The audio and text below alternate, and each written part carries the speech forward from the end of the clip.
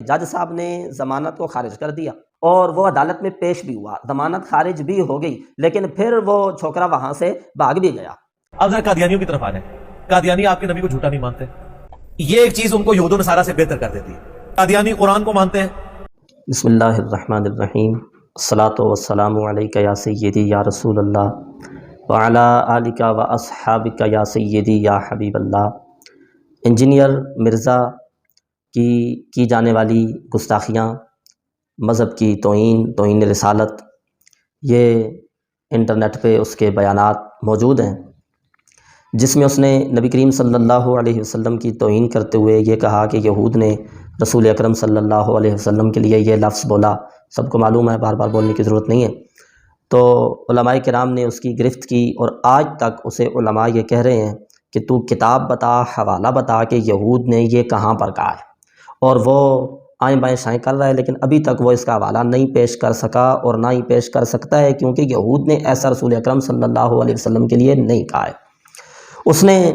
پھر اس کی وضاحت کے نام پہ ایک ویڈیو بیان جاری کیا، اور اس وضاحت میں اپنے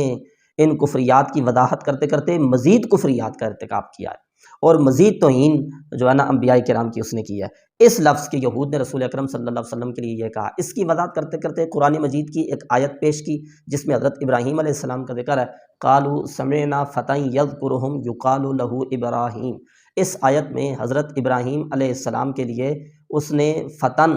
کا ترجمہ جو کیا، وہ کسی مفسر نے، کسی بھی ترجمہ کرنے والے نے آج تک وہ ترجمہ نہیں کیا ہے۔ تو حضرت ابراہیم علیہ السلام کی بھی اس آیت کی ترجمہ کرتے ہوئے اپنے بیان میں اس نے توہین کر دی، تو یوں کفر پر کفر ہوا۔ اسی طرح سے اپنے وضاحتی بیان میں کہا جی اللہ محمل جملہ ہے، اس پر کہا جی میرا مطلب یہ ہے کہ انکمپلیٹ جملہ ہے، حالانکہ یہ سب کو معلوم ہے کہ محمل جو ہے وہ انکمپلیٹ جملے کو کہتے ہی نہیں ہے۔ وہ جملہ جو مکمل نہ ہو اس کو نہیں کہتے، اسے مرکب غیر مفید کہتے ہیں۔ ہمارا اس پہ تفصیل سے بیان یوٹیوب پہ موجود ہے کہ مرزا کی وضاحت کے نام پر چالاکیاں۔ اسی طرح قرآن مجید اس نے کہا جی اس طرح پڑھا جا رہا ہے معاذ اللہ، جس طرح فرعی زبان میں کوئی گالیاں دے رہا ہو، تو یوں قرآن مجید کو گالیوں کے ساتھ تشبیہ ہے۔ اس کی وضاحت کرتے کرتے وہ پنجابی کا کہتا ہے جی ایک مشہور لطیفہ ہے جی کہ وہ پنجابی گئے عربی میں، تو وہاں ان سے کوئی بات ہوئی تو انہیں گالیاں دینے لگے، تو عربی میں گالیاں دینے لگے، تو یہ ہاتھ باندھ کے کھڑے ہو گئے اور کہنے لگے جی قرآن مجید کی تلاوت ہو رہی ہے۔ تو بھئی یہ بات کرنے والی ہے، یہاں بھی گالیوں کو اس کے ساتھ آپ جو ہے نا قرآن مجید کو گالیوں کے ساتھ تشبیہ دے رہے ہیں، اور یہ توہین ہے۔ پھر کہتے ہیں جی یہ مشہور لطیفہ ہے، مشہور لطیفہ ہونے سے کیا اس کا توہین ہونا ختم ہو جائے گا؟ کیا شریعت وہ ہے جو لطیفوں سے ثابت ہوتی ہے؟ تو یہ اس نے کہا۔ پھر آگے جی اس کی وہ مشہور جملہ جی قادیانی ہمیں کافر نہ کہیں تو ہم بھی کافر کیا نہ چھوڑ دیں گے۔ میں وضاحت کے ساتھ اس کی باتوں کا جواب دے رہا ہوں ایک مرتبہ پھر، کہ وہ کافر نہ کہیں تو ہم بھی کافر کیا نہ چھوڑ دیں گے۔ اس کا جواب دیتے ہوئے اس نے یہ چالاکی کی جی کہ یہ تعلیق بالمحال ہے، جیسے قرآن مجید میں ہے قل ان کان للرحمن ولد فانا اول العابدین، کہ اگر رحمان کا کوئی بیٹا ہوتا تو میں اس کا سب سے پہلے عبادت کرنے والا ہوتا۔ تو یہ تعلیق بالمحال ہے۔ تو اسی طرح میں نے بھی کہا قادیانی ہمیں کہا، بھئی قادیانی ہمیں کافر نہ کہیں، یہ کوئی محال نہیں ہے، یہ ممکن ہے۔ اور ہمارے احباب کا تو یہ بھی کہنا ہے کہ یہ ممکن نہیں، اس کا تو وقوع بھی ہے، جس چیز کا وقوع موجود ہے۔ کچھ قادیانی ایسے ہیں جو مرزا کو نبی مانتے ہیں لیکن دوسرے لوگوں کو کافر نہیں کہتے ہیں۔ اب ہم انہیں جو کافر کہتے ہیں وہ اس بنا پہ کہتے ہیں کہ وہ ختم نبوت کے باغی ہیں۔ وہ مرزا کو، وہ جو اس کا بڑا مرزا تھا غلام احمد قادیانی ملعون، اس کو نبی کہتے ہیں، اس لیے وہ کافر ہیں۔ تو قادیانی کافر اس لیے نہیں کہ وہ ہمیں مسلمان یا کافر کہیں، بلکہ عقیدہ ختم نبوت کی وجہ سے ہیں۔ تو یہ بھی اس کی چالاکی، بالکل عام کوئی بندہ یا اس کے فالورز جو اندھی تقلید کرتے ہیں وہ جان بوجھ کے آنکھیں بند کریں تو بات ایک الگ ہے، ورنہ صاحبان عقل اور اہل علم لوگ سمجھتے ہیں کہ یہ جملہ کسی طرح سے بھی درست نہیں ہے۔ پھر اسی طرح صحابہ کرام کے بارے میں اس نے کہا جی کہ صحابہ کرام کو آج کے دور میں اگر کوئی کافر کہے تو اس کو کافر نہیں کہا جائے گا۔ یہ بات بھی بالکل درست نہیں ہے، کیونکہ اس نے مطلق صحابہ کرام کے بارے میں یہ کہا ہے۔ ان میں سے حضرت صدیق اکبر ہیں، جناب حضرت عمر ہیں اور دیگر صحابہ کرام۔ ان کو اگر کوئی شخص حضرت صدیق اکبر رضی اللہ تعالیٰ عنہ کی صحابیت کا انکار کرے تو وہ قرآن کی نص کا منکر ٹھہرتا ہے، اور نص قرآنی کا منکر ہونے کے باعث ظاہر بات ہے وہ کافر ہوگا۔ تو کافر کہنا تو اس سے اگلی بات ہے، صحابیت کے انکار سے کرتے کرتے مزید توہین کا ارتکاب کیا کہ جب توحید بیان ہوگی تو توہین تو ہو جائے گی،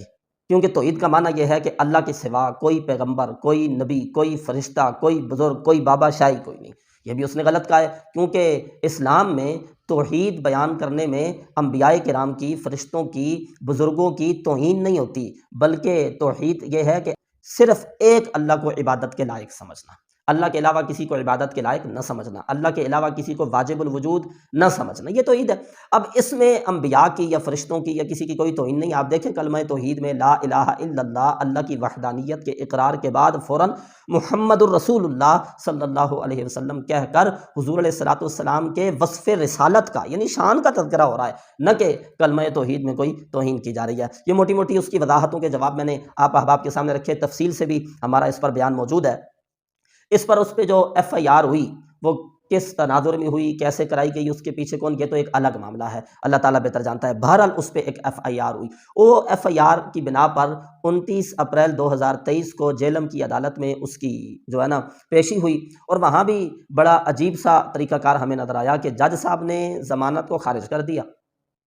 اور وہ عدالت میں پیش بھی ہوا، ضمانت خارج بھی ہو گئی، لیکن پھر وہ چھوکرا وہاں سے بھاگ بھی گیا اور پولیس نے اس کو گرفتار بھی نہیں کیا۔ بھئی ویسے تو پولیس کا یہ طریقہ ہے کہ کہیں سے کوئی اس طرح کی خبر، کوئی چھوٹا سا جرم بھی ہمیں پتہ چلے نا تو پہلے جا کے بندہ اٹھا لیتے ہیں۔ جو زمینی حقائق ہیں ہمارے ملک کے وہ یہی ہیں، پہلے جا کے بندہ بغیر کسی وارنٹ گرفتاری کے، بغیر کسی ایف آئی آر کے، کسی اس طرح کے معاملے کے جا کے بندے کو اٹھا لیتے ہیں،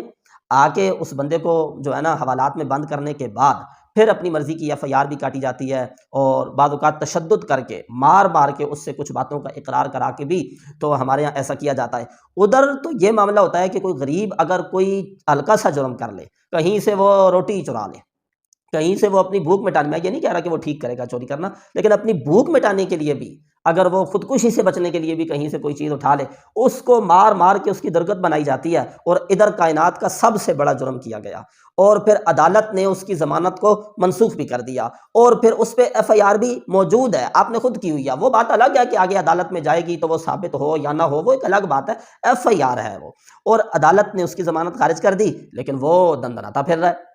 اور پھر ہمیں یہ اطلاعات بھی ہیں، ظاہر ہے ہم بھی اس ملک میں رہتے ہیں، کہ جی وہ اپنی اکیڈمی میں بیٹھ کے پھر بھاشن بھی دے رہا ہے، اور باہر جو ہے نا جی پولیس، یعنی ایک توہین کرنے والے شخص کی، جس کے اوپر ہمارے ملک میں ایف آئی آر موجود ہے اور 7 نکات ہیں اس میں توہین مذہب کے، اور پھر وہ کسی بیل پر بھی نہیں ہے، کسی ضمانت پر بھی نہیں ہے، اور پھر پولیس اس کی حفاظت کرتی ہے، اور پھر اس کو جو ہے جی پوری سیکورٹی دی جاتی ہے، اور پھر وہ بیٹھ کے بھاشن دیتا ہے۔ ہم اپنے ملک کے اداروں سے پھر بھی دست بستہ گزارش کرتے ہیں، بڑے احترام کے ساتھ ہم یہ کہہ رہے ہیں کہ اس طرح کا دورہ معیار، ہم یہ نہیں کہہ رہے کہ کوئی قانون ہاتھ میں لے، ہم یہ کہہ رہے ہیں اگر کوئی قانون ہاتھ میں لے گا تو یہ تمہاری غفلت کی وجہ سے لے گا۔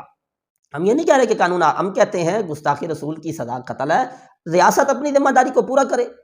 ادارے اپنی ذمہ داری کو پورا کریں، عدالت میں اس کو گرفتار کرے، عدالت میں پیش کیا جائے، اور مکمل طور پہ جانبین کے جو دلائل ہیں ان کو سنا جائے، اور اس کے بعد جو جج صاحب فیصلہ کریں گے سو وہ فیصلہ آئے گا۔ لیکن اس سے پہلے یہ کون لوگ ہیں جو پولیس کو مجبور کر رہے ہیں، یا پولیس خود ایسا کر رہی ہے کہ ایسے شخص کو وہ گرفتار نہیں کر رہی ہے، اور پھر حالات اگر خراب ہوں گے یا کوئی شخص قانون ہاتھ میں لے گا خدا نخواستہ تو اس کی ذمہ داری پھر آپ پر ہوگی۔ لوگ وہاں قانون ہاتھ میں لیتے ہیں جہاں عدالتوں میں انصاف نہیں ہوتا، جہاں ادارے اپنی ذمہ داریاں پوری نہیں کرتے، تو وہ کہتے ہیں جی ایک نہیں 2 پاکستان۔ ہم تو اپنی اس مختصر سی زندگی میں اس نتیجے پر پہنچے ہیں بدقسمتی سے، ایک نہیں 20 پاکستان ہے، کیٹیگری ہے۔ ہر شخص جس کے پاس جتنا پیسہ ہے، جس کے پاس جتنی دولت ہے، جس کی جتنی بدماشی ہے، اور جس کے پاس جتنی اپروچ ہے،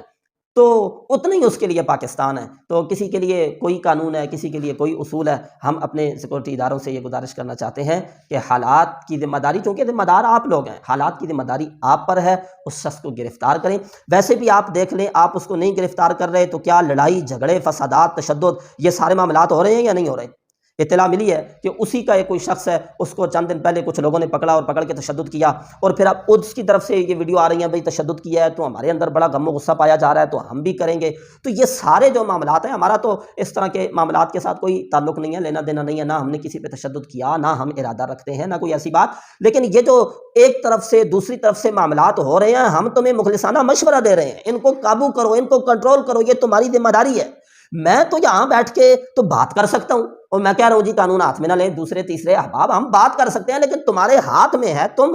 اپنی طاقت کا استعمال کر سکتے ہو، تم اپنی ذمہ داریاں پوری کر سکتے ہو، تو وہ جو تمہارا منصب ہے اس کے مطابق تم اس شخص کو گرفتار کرو، گرفتار کر کے عدالت میں پیش کرو، تو پھر اس طرح کے معاملات خود ہی ختم ہو جائیں گے، کوئی قانون ہاتھ میں نہیں دے گا، کوئی تشدد بھی نہیں ہوگا۔ اللہ تعالیٰ ہمارے اداروں کو اپنی ذمہ داریاں پوری کرنے کی توفیق عطا فرمائے، ہمارے وطن عزیز پاکستان کا حامی و ناصر ہو۔ وآخر دعوانا الحمدللہ رب العالمین۔